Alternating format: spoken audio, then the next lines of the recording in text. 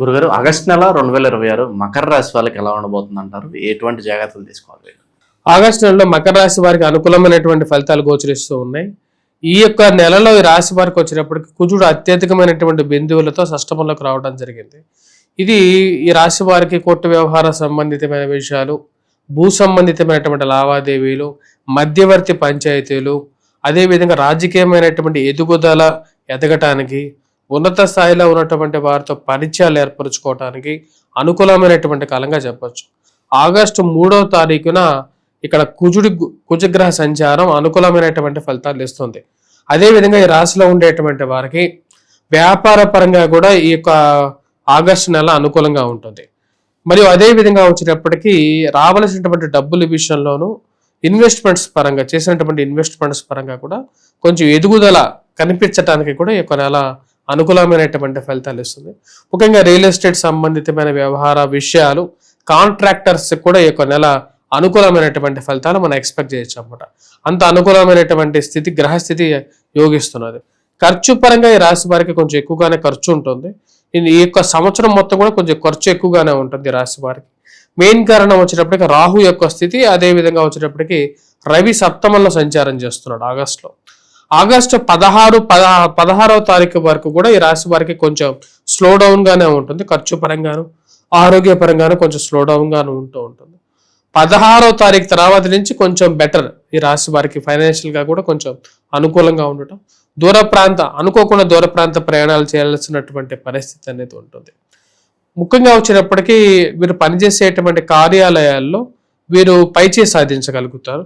దానికి రావలసినటువంటి శక్తి వీరు కూడబలుకోవటం, అదేవిధంగా రావలసినటువంటి శక్తిని మళ్ళీ తిరిగి పొందగలుగుతారు అన్నమాట. అంటే ఈ యొక్క నెలలో ఈ రాశి వారికి వచ్చేటప్పటికి కుజగ్రహ సంచారం అనేది బెస్ట్ రిజల్ట్స్ అనేది ఇవ్వగలుగుతుంది. కానీ కొన్ని నెగిటివ్స్ కొన్ని ఇష్యూస్ కూడా ఎదురవుతాయి అన్నమాట. మెయిన్గా ఖర్చు పరంగా వేరే వాళ్ళకి డబ్బులు ఇవ్వటం, అతిగా నమ్మి డబ్బులు ఇవ్వటం అనేది వీరికి ఎక్కువగా పనికొచ్చేటువంటి ఒక విషయం అయితే కాదు. ఈ రాశి వారికి మనం గమనించినట్లయితే ఈ యొక్క నెలలోనే వచ్చేటప్పటికి భాగ్యస్థానంలో సంచారం చేస్తున్నటువంటి శుక్రుడు, బుధుడు, అష్టమల సంచారం చేస్తున్నటువంటి బుధుడు కూడా యోగకారకమైనటువంటి ఫలితాలు ఇవ్వగలుగుతారు. అనుకున్నటువంటి విషయాన్ని పూర్తిగా సాధించగలుగుతారు. విద్యార్థులు విద్యా సంస్థల్లో పనిచేస్తున్నటువంటి వారికి కూడా అనుకూలంగా ఉంటుంది. గురువు యొక్క పూర్ణ దృష్టి రాబోతున్నటువంటి 17వ తారీఖు వారి తర్వాత, ఎందుకంటే గురు మోడ్యం కూడా కంప్లీట్ అవబోతున్నది, పూర్తిగా వీరికి వచ్చేటప్పటికి జన్మరాశి మీద పడటం, అదే సమయానికి కుజుడు కూడా బాగుండటం, విద్యార్థులు మ్యాథమెటిక్స్లో కూడా బాగా రాణించగలుగుతారు. అదేవిధంగా విద్యాపరంగా కూడా బాగా రాణించి ఉన్నతమైనటువంటి పేరు ప్రఖ్యాతులు కూడా సాధించగలుగుతారు. ఈ రాశిలో ఉండేటువంటి వారికి వివాహ ప్రయత్న సంబంధితమైన విషయాల్లో కూడా అనుకూలమైనటువంటి ఫలితాలు, సంతాన ప్రాప్తి గురించి ప్రయత్నాలు చేస్తున్నటువంటి వారికి కూడా పుత్ర సంతాన ప్రాప్తి కలగటానికి కూడా ఈ యొక్క నెల, ఈ యొక్క సంవత్సరం కూడా యాక్చువల్గా గురువు యొక్క స్థితి అనుకూలంగా ఉండటం వల్ల వారికి సంతాన ప్రాప్తి, వివాహ ప్రాప్తి కూడా అనుకూలమైనటువంటి సమయంగానే మనం చెప్పవచ్చు.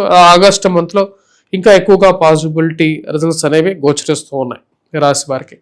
ఇప్పుడు ఈ రాశి వారికి ఈ యొక్క నెలలో ఎటువంటి పరిహారాలు తీసుకోవాలని మనం చూసినట్లయితే, ఈ యొక్క నెలలో ఈ రాశిలో ఉండేటువంటి వారు మెయిన్గా కొన్ని పరిహారాలు కూడా చేసుకోవాలి.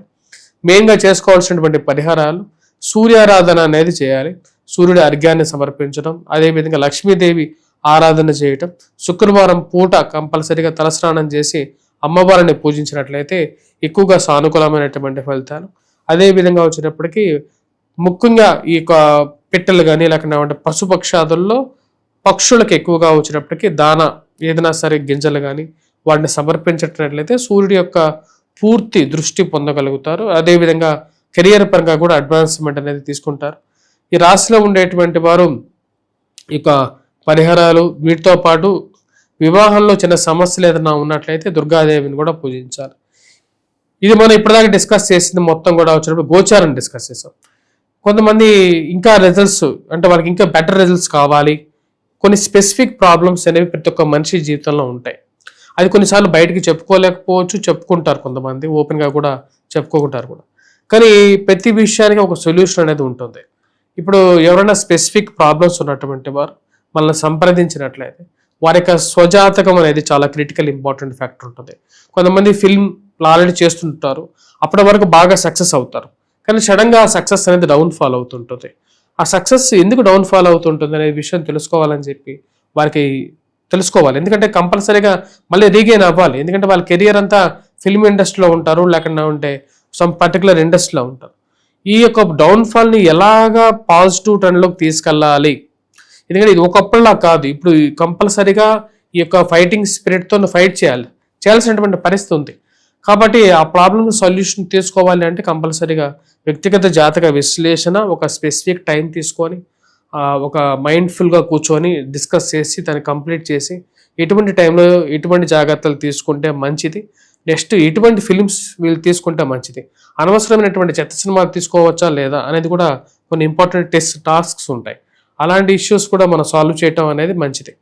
కాబట్టి ఎవరికైనా సరే ఇటువంటి ఇష్యూస్ ఉన్నా సరే, కాంట్రాక్టర్స్ కానీ ఎవరికైనా సరే మీరు కాంటాక్ట్ అవ్వచ్చు. మనం పూర్తిగా వారికి డెడికేటెడ్ టైం ఇచ్చి పూర్తిగా వారి యొక్క ఇష్యూస్ని సాల్వ్ చేయొచ్చు.